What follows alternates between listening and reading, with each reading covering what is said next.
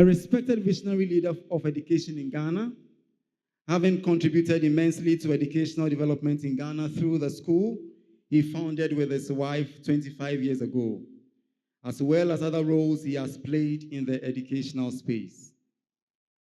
He has grown ICS from 7 children in their living room to over 2,300 learners today, spread over 4 campuses in Kumasi and Accra, and thus becoming the first international curricular chain of schools in Ghana. His instrumentality and sponsorship brought Association for Supervision and Curriculum Development, ASCD, to Ghana in 2017 as the first international affiliate of ASCD USA in Africa. He has since served as its founding executive director. He is a passionate advocate for public-private partnership in education and an avid supporter for best practices in education.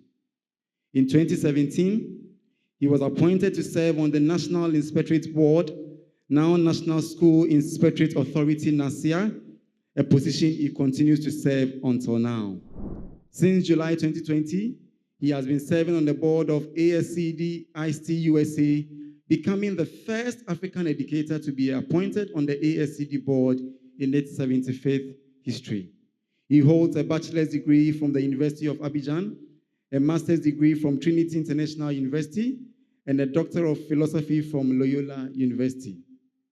Given the opening remarks and formal introductions, please help me welcome the Executive Director of Ghana ASCD and Managing Director of ICS, Dr. Charles Yeboah.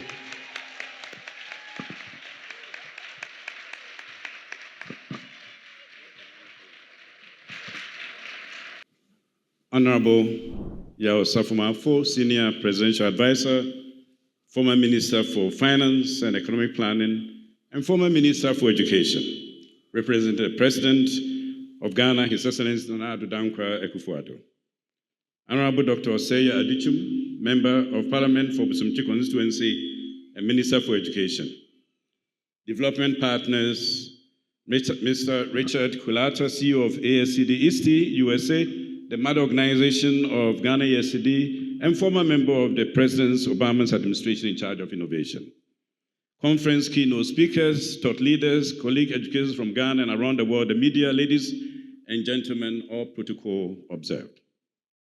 What a day, and how expectant we have been for this day to arrive. I know it is good to dream dreams, but it's much greater when one's dreams become a reality. On behalf of Ghana ASCD, I welcome you all to Accra, Ghana, and to the inaugural Education Summit taking place here today through Sunday. This is a bold and groundbreaking initiative by Ghana ASCD to convene educators from here and from around the world to gather annually in Ghana to address some of the challenges facing education today in Ghana, Africa, and the rest of the world, and to engage in conversations about how new research in education and emerging educational technologies must inform the way we think about education and how we do schools today. At Ghana ASCD, we believe all children everywhere must be given the opportunity not only to succeed in schools, but to thrive in our ever-changing world.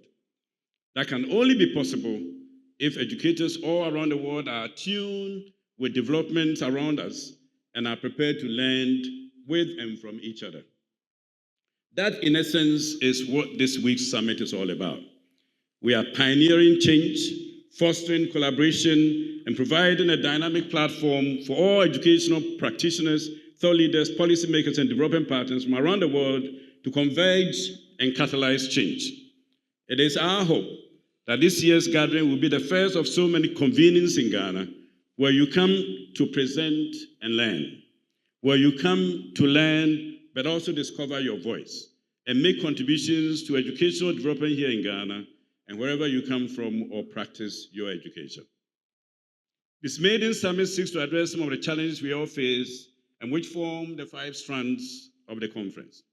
Teaching that produces dependent learners instead of leaders, misalignment between education and the needs of the workforce, limited integration of technology in classrooms, the need for transformational leadership, and the urgency to prioritize student and educators' wellness.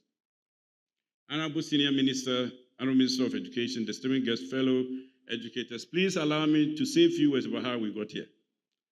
About 4 years ago, we had planned the first International Education Summit in Ghana to be held from April 5 to 7 in Accra. We had gone very far in our planning and preparation, and COVID-19 hit and took all the preparation and hard work away.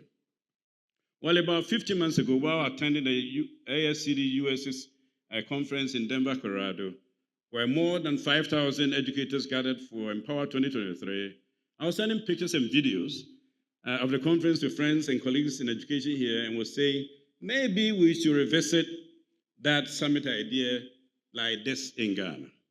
I remember people sending messages back and saying, I think we should, and yes, we can. Well, here we are 50 months later with the senior advisor to the president here, the celebrated Minister for Education, our distinguished guests, and all of you are esteemed and the most important professionals of all professions, educators here in our hundreds. What a feat that we have achieved.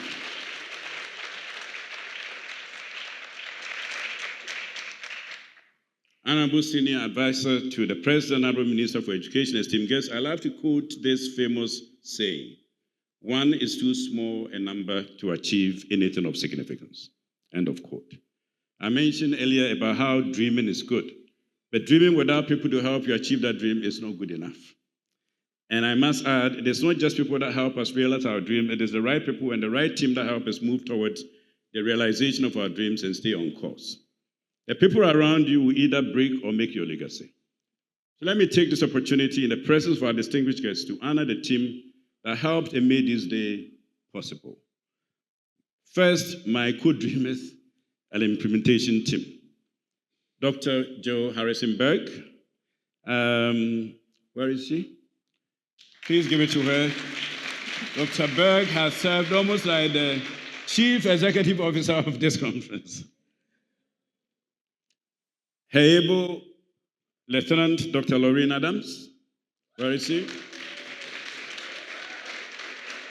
My young but dynamic Ghana ASCD office team, Belinda Amwa, Ernestina Ado, Bashira Ajiman, Emmanuel Amponsan, Failatu Mumin, supported by our dedicated external support team, Richard Sapon, Inokoye, Kwajo Kunedu Yeboah, then our international planning team from the US, Dr. Tanji, Dr. Dolores, Dr. Mary Booth, Craig Martins, Maria visiting all the way from Uganda, and so many others that couldn't join us today.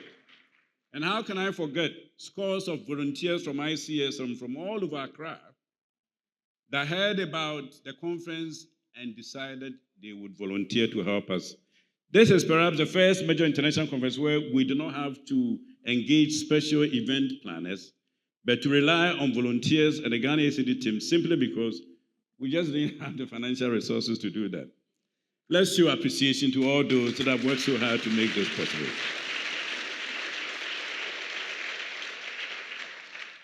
Honorable Senior Minister, Honorable Minister for Education, distinguished guests, ladies and gentlemen, please allow me to salute our thought leaders and keynote speakers for this conference. There would have been no gathering if you had not responded to a call to attend, to present, to speak. I'd like to acknowledge Mr. Patrick Awia of Ashesi University, who will be keynoting today. Ms. Zaretta Hammond, who will be speaking tomorrow of Transformative Learning Solutions from the US. Mr. Kwame Simmons of Simmons Advantage, who will be speaking on Sunday. Thank you for accepting to be our keynote speakers. I also acknowledge our thought leaders and presenters from Ghana, especially so many of you that have had to cross oceans to be with us. Thank you for honoring the invitation, attending the first ASCD International Conference outside of the USA in the organization's decades of operation. Yes, Ghana ASCD is making history this week.